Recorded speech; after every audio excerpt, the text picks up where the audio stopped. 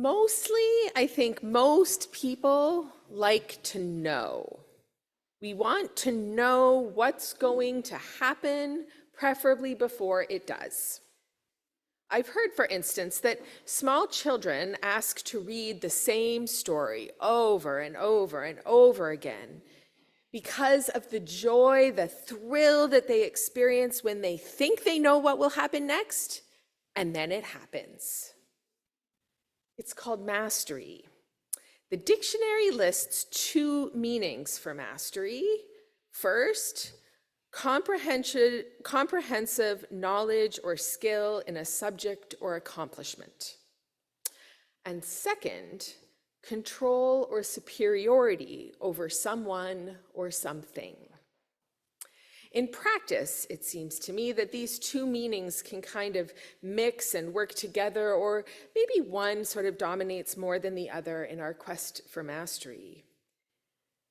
For those small children, hearing the same story over and over and over again, so they know what's going to happen next, means mastering knowledge of the story. And that maybe gives them kind of a sense of control of it. This childhood instinct tells us that such mastery is a basic human need. We have a basic desire to develop competence and through it have a sense of control or superiority over someone or something. It's not necessarily a bad thing per se. The problem is that that basic need can metastasize in some unpleasant and unhelpful ways. Particularly when we become overconfident about our level of mastery, particularly as it relates to other people or creatures. Today we hear a biblical story that turns that mastery, thinking that we know more than we do, into what I think is a pretty funny story. We're in the time of kings, when prophetic ministry has already been established. Elijah's mantle of prophetic authority has passed to Elisha, and Elisha has clearly developed a rep, a positive rep, such that the king of Israel even listens to him. The story today, however, turns on how a foreigner, an outsider, responds to Elisha's authority. Naaman is an Aramean army commander, a great man highly favored by the master above him, and clearly accustomed to being in control of those under him. He is an army commander after all. Elisha, however, didn't get the memo. Elisha is not in Naaman's chain of command, and when Naaman arrives in style to see Elisha in his quest for healing of a skin disease, Elisha doesn't even go out to meet him personally. Instead, he just sends a messenger with simple instructions. Go wash in the Jordan 7 times, and your flesh shall be restored, and you shall be made clean. Easy peasy, what good news. Not really how Naaman received it, however. Naaman becomes instantly angry and stomps off. He thought he knew the story. He thought he knew how he would be received and what the prophet would say and do. He thought he knew what the solution to his problem would be. His response of rage, when it could have been something else, say wonder or gratitude, but this response of rage strikes me as a response out of vulnerability. Men who are in charge, who command armies, are supposed to know. And at their best, they do, at least they know military strategy. But Naaman's need didn't have to do with that.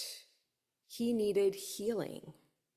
And he had a clear vulnerability, which I suspect heightened his need for control and caused him to be especially sensitive to an interaction that defied expectation. This surprising, kind of poignant, I think funny moment in a story points to how being in the know, being in control, and being in relationship are often at odds. There's a stream of theology that began in the mid-20th century by mathematician turned philosopher Alfred North Whitehead and then particularly developed by the theologian John Cobb, addresses this tension directly. It's known as process thinking or process theology, and it offers different answers to questions about the very nature of reality, and by extension, the nature of God. Christianity has often imagined God as both omnipotent and omniscient, all-powerful and all-knowing. The natural extension of this is thinking that we too are meant to be powerful and knowing. It is the driving force, the core story of white Christian nationalism, where white men are believed to be superior, to be the natural masters, destined to be in control, to have mastery over all things and all people. It is a dangerous story. Process thinking, though, understands reality differently. Instead of a hierarchy of masters, it imagines all existence is in process, not static, but moving and evolving through time.